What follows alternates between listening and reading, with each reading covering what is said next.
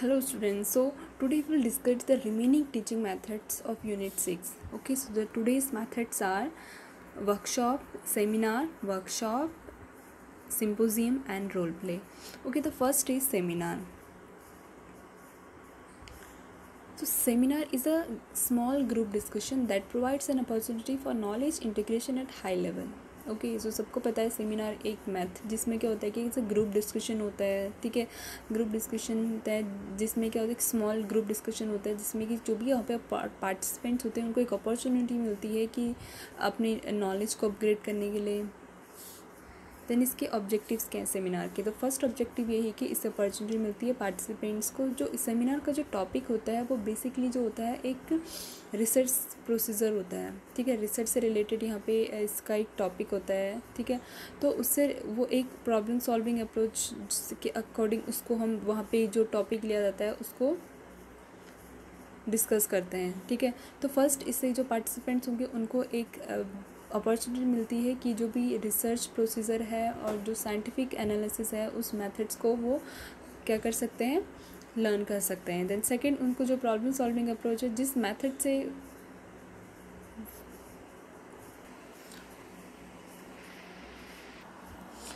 तो सपोज़ एक सेमिनार का एक टॉपिक मैं आपको जैसे बता रही हूँ। जैसे एक टॉपिक है डिसाइड किया है जैसे knowledge accessibility and use of information communication technology among students and teachers. Okay so mean यहाँ पे हमने सेमिनार का टॉपिक डिसाइड किया है जिसमें डिस्कशन करना है कि नॉलेज एसेसिबिलिटी और जो ICT जो इंफॉर्मेशन कम्युनिकेशन टेक्नोलॉजी का उसका यूज़ कितना है अमंग स्टूडेंट्स और टीचर्स में, ठीक है। तो यहाँ पे ये जो हमने टॉपिक डिसाइड किया हम यहाँ पे नॉलेज को असेस कर रहे हैं और एसेसिबिलिटी को। इसके लिए हमें क्या करना पड़ेगा, इससे रिलेटेड जो भी है डेटा कलेक्ट करना पड़ेगा स्टूडेंट्स से एंड टीचर्स से। ओके सो यहाँ पे हम डेटा कलेक्ट करने के लिए वेरियस टूल्स का यूज़ करेंगे डेटा कलेक्शन के लिए। देन यहाँ पे हम साइंटिफिक मेथड्स का यूज़ करेंगे, डेटा को एनालाइज करेंगे, इंटरप्रिटेशन करेंगे। तो ये पूरी प्रोसेस क्या है, एक प्रॉब्लम सॉल्विंग प्रोसेस है और इसमें हम साइंटिफिक मेथड्स का यूज़ कर रहे हैं। तो जो ऑब्जेक्टिव्स हैं सेमिनार के, तो फर्स्ट ऑब्जेक्टिव मैंने बताया। तो सेमिनार से क्या होता है कि एक अपॉर्चुनिटी मिलती है पार्टिसिपेंट्स को कि वो रिसर्च जो प्रोसीजर्स होते हैं या फिर जो भी टॉपिक है उससे रिलेटेड साइंटिफिक मेथड है उसको गेन कर असेस कर सकते हैं। सेकंड प्रॉब्लम सॉल्विंग अप्रोच है तो इससे रिलेटेड उनको इंसाइट मिलेगा, नॉलेज मिलेगी। And third to develop desirable group dynamics यहाँ पे डेवलप होगा। एंड इससे क्या कर सकते हैं, टू मेक सेल्फ इवेल्यूशन कर सकते हैं and to evaluate others. Then the characteristics of a seminar. अब सेमिनार का सेटअप कैसा होता है। ओके सो यहाँ पे जो होता है teacher will be the readers, some situation student is selected as a leader. कभी कभी क्या होता है कि जो स्टूडेंट्स होते हैं, अगर स्टूडेंट्स सेमिनार को कंडक्ट कर रहे हैं तो वहाँ पे जो लीडर है वो भी स्टूडेंट्स होगा। देखो मेनली जो होता है ग्रुप जो होता है वो कंडक्ट होता है 10 to 15 पार्टिसिपेंट्स होते हैं, ठीक है। पार्टिसिपेंट्स होते हैं इतने। और आइडियल सेमिनार जो होता है वो 1 से 2 घंटे के लिए होती है। And the leader should keep discussion within limits. In student seminar teacher should monitor discussion, all member take part in discussion and chairperson should be skilled in encouraging timely participants. Okay then student secretary में record discussion. Then यहाँ पे मैं आपको बता देती हूँ कि यहाँ पे कौन कौन से पर्सनल होते हैं जो सेमिनार में प्रेजेंटेशन में होते हैं। वैसे एक ऑर्गेनाइज़र होता है, ठीक है। देन सेकंड एक चेयरपर्सन होता है, स्पीकर होता है एंड पार्टिसिपेंट्स होते हैं। ओके तो 4 यहाँ पे पर्सनस होते हैं पूरे सेमिनार में। ऑर्गेनाइज़र का होना ज़रूरी है, चेयरपर्सन को हम यहाँ पे इन्वाइट करते हैं, स्पीकर होता है एंड देन पार्टिसिपेंट्स होते हैं। ओके देन यहाँ पे जो होता है पार्टिसिपेंट्स के अलावा जो यहाँ पे है जो लिसनर्स होते हैं वो कितने भी लिमिट नंबर्स में हो सकते हैं, ठीक है। देन सेकंड कैरेक्टरिस्टिक्स हो गई। Then steps of seminar presentation को कैसे प्रेजेंट किया जाता है, ठीक है। हमने टॉप सब फिर preparation of content means topic decide करना है। Then second preparation of the presenter, जो भी प्रेजेंटर्स होते हैं पार्टिसिपेंट्स होते हैं उनको प्रिपेयर करना है। Then preparation of environment, preparation में इन्वायरमेंट हमने एक सेमिनार के लिए एक सेमिनार हॉल यहाँ पे प्रिपेयर किया जाता है, रेडी किया जाता है। प्रेजेंटेशन ऑफ सेमिनार, देन उसके बाद फिर इन्वायरमेंट रेडी कर लिया हमने, जो भी वहाँ पे और जितने भी पर्सनल्स होते हैं उनको हमने प्रिपेयर कर लिया। तो उसके बाद में फिर प्रेजेंटेशन होता है सेमिनार का। देन लास्ट में evaluation and grading of seminar की लास्ट में इवेल्यूशन होता है। सेमिनार के पर्सनल्स हमने देख लिया यहाँ पे। Then advantages of seminar, seminar के एडवांटेजेस क्या हैं? तो फर्स्ट यहाँ पे स्टूडेंट एक्टिव है, it helps to gain knowledge और टॉपिक से रिलेटेड नॉलेज मिलती है स्टूडेंट्स को। It helps to teach scientific analysis and techniques of research, जैसे हमने पढ़ लिया था डेफिनेशन में। ग्रुप टुगेदर होती है, individual try to solve problem solving skill यहाँ पे डेवलप होता है, क्रिटिकल थिंकिंग एबिलिटी डेवलप होती है, क्योंकि सेमिनार के टॉपिक्स जो होते हैं वो मेनली साइंटिफिक जो तरीके से उसको नॉलेज को यहाँ पे सॉल्व किया जाता है उस प्रॉब्लम को। So it helps in self learning and independent thinking, team work develop होता है, developing sharing of knowledge. Then इसके बाद है इसके डिसएडवांटेजेस। सो सेमिनार के डिसएडवांटेज के फर्स्ट इज टाइम कंज्यूमिंग है, they can not apply to new students को यहाँ पे अप्लाई नहीं कर सकते। बेसिकली जिसको सेमिनार से रिलेटेड नॉलेज होगी हम उससे ही हम उनको यहाँ पे हम क्या कर सकते हैं, सेलेक्ट कर सकते हैं स्टूडेंट्स को। जैसे सेकेंड ईयर से हम यहाँ पे को सेमिनार में हम ले सकते हैं क्योंकि उनको उससे रिलेटेड नॉलेज है, लेकिन फर्स्ट टाइम को हम यहाँ पे नहीं ले सकते। So poor knowledge in subject will arise unnecessary discussion यहाँ पे अराइज होगा अगर तो इससे रिलेटेड जो होता है पार्टिसिपेंट्स को उस टॉपिक को रेडी करना होता है। Approach to problem extend to student professional and personal activity. तो ये बेसिक एडवांटेजेस और disadvantages. The next method is workshop. Okay, so workshop भी एक ग्रुप डिस्कशन का ही मेथड होता है। वर्कशॉप में भी हम क्या करते हैं, ऐसे ही जैसे सेमिनार में हमने एक टॉपिक डिसाइड किया है, वर्कशॉप में भी सेम हम यहाँ पे एक टॉपिक को डिसाइड करते हैं। सो सेम होता है यहाँ पे भी, ग्रुप ऑफ 10 to 25% जो होते हैं यहाँ पे असेंबल होते हैं, who shares a common interest और problem, they meet together to improve their individual skill of a subject through intensive study, research, practice and discussion. तो यहाँ पे वो जो भी उनका प्रॉब्लम होगी, प्रॉब्लम स्टेटमेंट है, ठीक है, जो टॉपिक है उसको यहाँ पे डिस्कस करते हैं बाय इंटेंसिव स्टडी से, रिसर्च से, प्रैक्टिस से और डिस्कशन से। Okay, so the next is objectives of workshop. Workshop के क्या ऑब्जेक्टिव्स होते हैं? देयर बेसिकली 2 ऑब्जेक्टिव्स होते हैं, cognitive objective and psychomotor objective. So workshop के 2 ऑब्जेक्टिव्स हैं, जैसे मैंने बताया आपको, cognitive objectives and psychomotor objective. Okay, so cognitive objective means इसका पर्पस क्या है वर्कशॉप से, क्या है कि उससे रिलेटेड जो प्रॉब्लम यहाँ पे जो टॉपिक होता है, प्रॉब्लम स्टेटमेंट होता है वर्कशॉप का, उससे रिलेटेड क्या होता है कि जो भी पार्टिसिपेंट्स होते हैं उनकी नॉलेज और जो स्किल्स एबिलिटी जो होती है वो डेवलप होती है उस टॉपिक से रिलेटेड, ठीक है। देन साइकोमोटर ऑब्जेक्टिव में क्या होता है, यहाँ पे जो लर्नर्स और जो पार्टिसिपेंट्स होते हैं वो जो भी प्रॉब्लम स्टेटमेंट जो वहाँ पे वर्कशॉप का है उससे रिलेटेड उस एक्टिविटी, उस स्किल को उससे रिलेटेड उसको परफॉर्म करना सीखते हैं, ठीक है। तो कॉग्निटिव ऑब्जेक्टिव क्या, इससे क्या होगा, इसका objective to solve the problem in teaching profession, वो उसको क्या कर सकते हैं, से रिलेटेड प्रॉब्लम सॉल्विंग जो डेवलप होगी वो लर्न करेंगे, उसको अपने टीचिंग प्रोफेशन में उसको यूज़ कर सकते हैं। उस टॉपिक से रिलेटेड फिलोसॉफिकल और जो सोशियोलॉजिकल बैकग्राउंड होता है वो यहाँ पे टीचिंग इंस्टीट्यूशन में वो प्रोवाइड होता है। तो आइडेंटिफाई द एजुकेशनल ऑब्जेक्टिव्स को आइडेंटिफाई कर सकते हैं, वो एक अंडरस्टैंडिंग यहाँ पे डेवलप होती है जो थीम और प्रॉब्लम है उससे रिलेटेड। ये बेसिक कॉग्निटिव ऑब्जेक्टिव्स के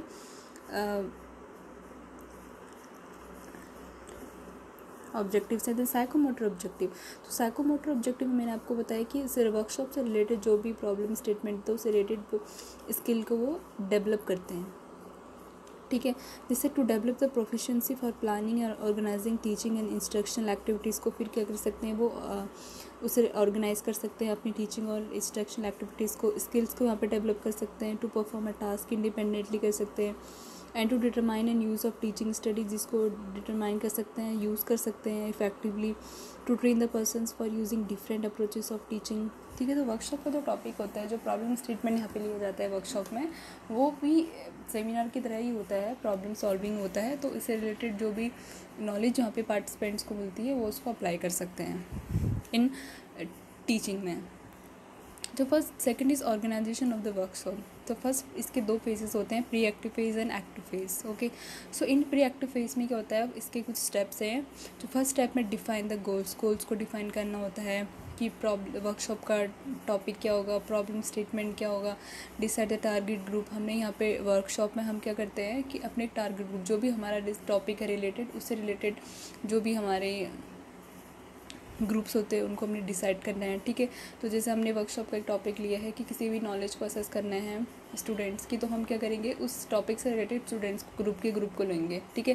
देन थर्ड में यहाँ पे राइट लोकेशन को सिलेक्ट करते हैं, मीन्स कि इन्वायरमेंट क्या है, और वर्कशॉप का एरिया सेलेक्ट करते हैं। देन फिर एक एजेंडा प्रिपेयर करते हैं कि वर्कशॉप के गोल्स को कैसे अचीव करना है, ठीक है।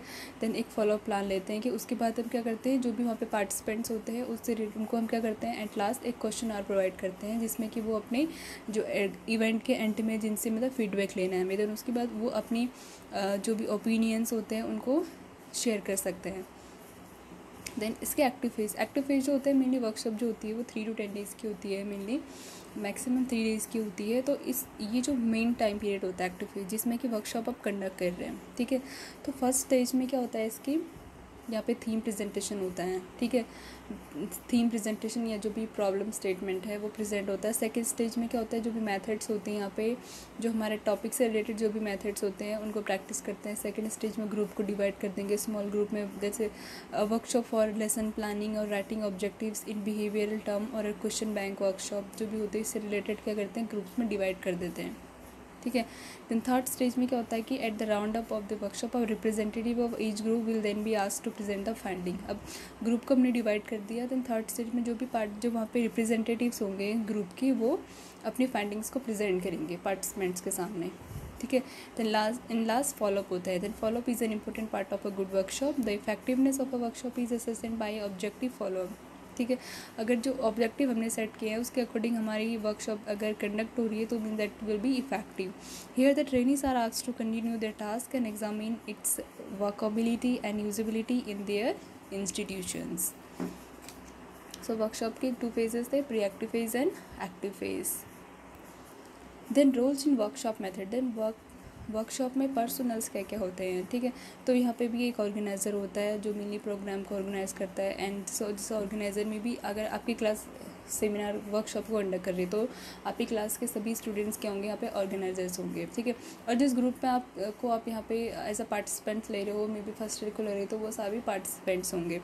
सो second is role of convener in first day. So convener का मीन यहाँ पे क्या होता है, रोल क्या होता है कि जो भी थियोरेटिकल एस्पेक्ट्स होता है उसको वो जो कन्वीनर होता है वो उसको क्या करता है, डिस्कस करता है। जो वर्कशॉप की थीम से रिलेटेड जो भी थियोरेटिकल पोर्शन होता है वो कन्वीनर का काम होता है कि उसको प्रिपेयर करना। देन रोल ऑफ एक्सपर्ट और रिसोर्स पर्सन, ठीक है। यहाँ पे एक एक्सपर्ट होता है जो कि थियोरेटिकल और प्रैक्टिकल एस्पेक्ट्स को वो प्रोवाइड करता है, ठीक है। रोल ऑफ पार्टिसिपेंट जो ट्रेनीज है उनका कि effectiveness of any workshop technique depends upon the environment of the participants in the task. तो यहाँ पे वर्कशॉप के पर्सनल्स क्या क्या हैं, ऑर्गेनाइज़र, कन्वीनर और रिसोर्स पर्सन या एक्सपर्ट एंड पार्टिसिपेंट्स, ठीक है। यहाँ पे भी हम एक ऑर्गेनाइजर्स को भी यहाँ पे लेते हैं। Then advantages of workshop method. So first is high cognitive और साइकोमोटर ऑब्जेक्टिव्स। इससे हम क्या कर सकते हैं, हमें डेवलप करते हैं इन स्टूडेंट्स में। इट अपॉर्चुनिटी प्रोवाइड करती है कि to develop the individual capacities of a teacher, and ये गाइड करती है। Then next is it develops the feeling cooperation and group work और टीम वर्क यहाँ पे डेवलप होता है। It provide the situation to study the vocational problems को यहाँ पे हम स्टडी कर सकते हैं। It provide new practice and innovation in education, ठीक है। इससे क्या होता है कि ये नॉलेज भी अपग्रेड हो रही है स्टूडेंट्स की भी और टीचर्स की भी, क्योंकि जो वर्कशॉप के सेमिनार के जो भी टॉपिक्स होते हैं वो मेनली क्या होते हैं, कोई किसी प्रॉब्लम से रिलेटेड होते हैं, ठीक है। उस टाइम जो भी प्रॉब्लम ये चल रही होती है उससे रिलेटेड जैसे रिसर्च होती है तो सेम टॉपिक्स उसके भी होते हैं वर्कशॉप के। देन इसके डिसएडवांटेजेस क्या है, तो वर्कशॉप जो होती है हम लार्ज ग्रुप में कंडक्ट नहीं कर सकते, so that large number of person is not train, and participants do not take interest in practical work, so to do something in productive form. Generally follow up are not organised in workshop, technique में नहीं हो पाता है यहाँ पे। It requires a lot of time for participant and staff, के लिए बहुत टाइम चाहिए। A large number of staff members are needed to handle participation, and it demand special faculties और मटेरियल, ठीक है। मैंने आपको जैसे बताया कि इसमें एक एक्सपर्ट पर्सन का भी होना ज़रूरी होता है। Then the next method is symposium. Okay, तो सिम्पोजियम में एक टाइप ऑफ डिस्कशन होता है जिसमें दो या 2 से ज़्यादा स्पीकर्स होते हैं जो 10 to 20 मिनट्स के लिए बोलते हैं, क्योंकि जो भी स्पीकर्स होते हैं ये एक्सपर्ट्स होते हैं। सो स्टूडेंट्स एंड लिसनर जो होते हैं वो इससे क्या होता है, अपने वैल्यूज़ और फीलिंग जो होती हैं उस थीम से रिलेटेड उसको डेवलप करते हैं। देन कैरेक्टरिस्टिक्स क्या है सिम्पोजियम के? It provide broad understanding of topic, it provides opportunity to take decision and used in higher classes, develop feeling of cooperation and adjustment, achieve objectives of synthesis and evaluation and gain different views on the topic। क्योंकि यहाँ पे जो भी यहाँ पे हमारे पास discussion के जो भी स्पीकर्स होते हैं वो 2 या 2 से ज़्यादा जो भी लिए वो एक्सपर्ट्स होते हैं, ठीक है। तो इससे क्या होगा, स्टूडेंट्स को डिफरेंट व्यूज़ यहाँ पे मिलते हैं टॉपिक के। देन प्रिंसिपल्स ऑफ सिम्पोजियम, ठीक है।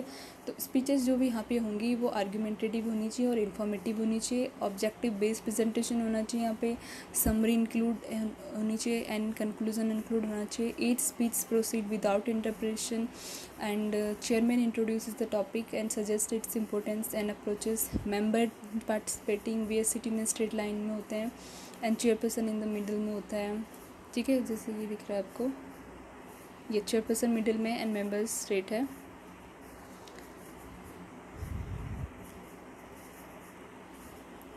टू और मोर स्पीकर होते हैं talk for 20 speeches are followed by questions comments होते हैं फ्रॉम ऑडियंस से। तो यहाँ पे फर्स्ट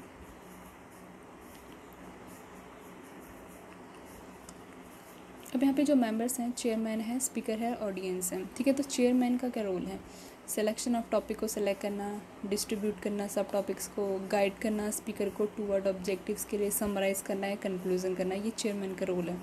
देन स्पीकर क्या करता है? टॉपिक को प्रिपरेशन करना है, टॉपिक को प्रेजेंट करना है and answering to the questions raised by audience, ठीक है। तो स्पीकर यहाँ पे 2, 4 या 4, 6 हो सकते हैं।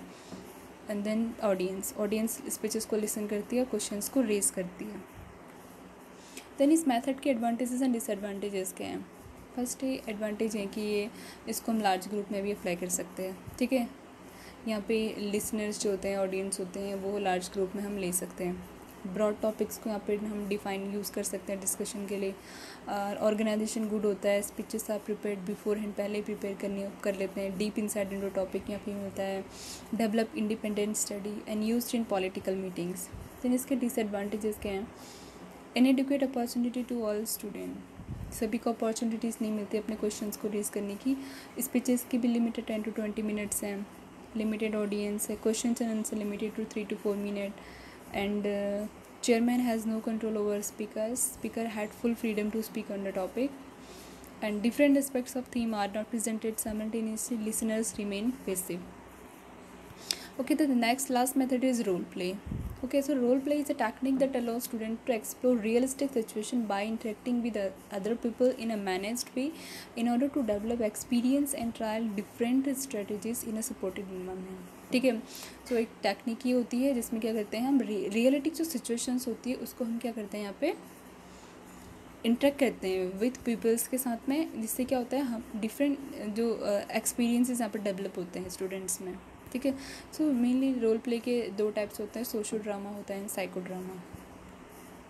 ओके, तो सोशल ड्रामा क्या होता है कि सोशल ड्रामा में क्या होता है कि मेनली जो भी स्टूडेंट्स होते हैं वो क्या करते हैं, सेवरल स्टूडेंट्स होते हैं वो एक प्ले को यहाँ पे कंडक्ट करते हैं, ठीक है।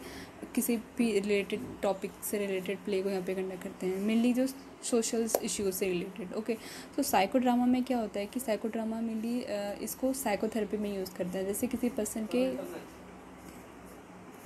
साइको ड्रामा में क्या होता है कि साइकोथेरेपी में जैसे कि किसी भी पर्सन के इंसाइट को गेन करना है तो उससे रिलेटेड को पता लगाना है, ठीक है। तो इंसाइट को हम क्या करते हैं कि साइकोथेरेपी में इस मेथड रोल प्ले का यूज़ करते हैं, ठीक है। Then guidelines for an effective role play के क्या स्टेप्स हैं, ठीक है। फर्स्ट स्टेप है कि हमें पहले सिचुएशन को, जो भी हमने रोल प्ले का टॉपिक डिसाइड किया है, अब उसको कैसे हमने जो भी वहाँ पे रोल प्ले के पार्टिसिपेंट्स हैं, ठीक है, उनको डिवाइड करना है। तो फर्स्ट सिचुएशन को आइडेंटिफाई करना है कि स्टार्ट द प्रोसेस, लोगों को गैदर करना है, अपनी प्रॉब्लम को इंट्रोड्यूस करना है और इनकरेज करना है कि एक open discussion. Then second, add detail, setup a scenario in enough detail for it to feel real, एक सिनेरियो क्रिएट करना है जो कि रियल फील हो।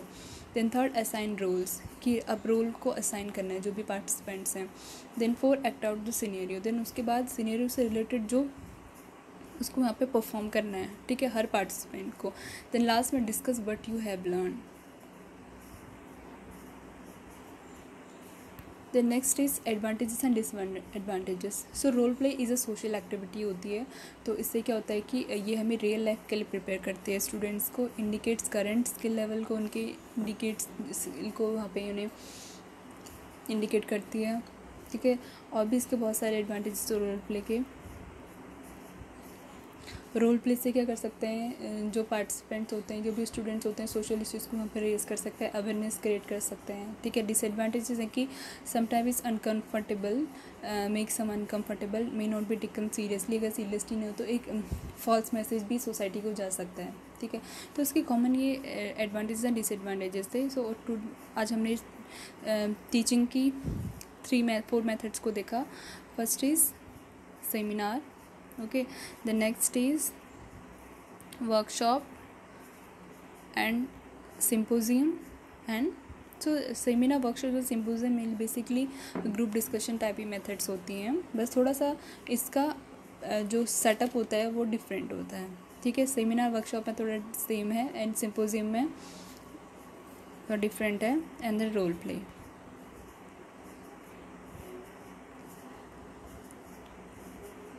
Thank you.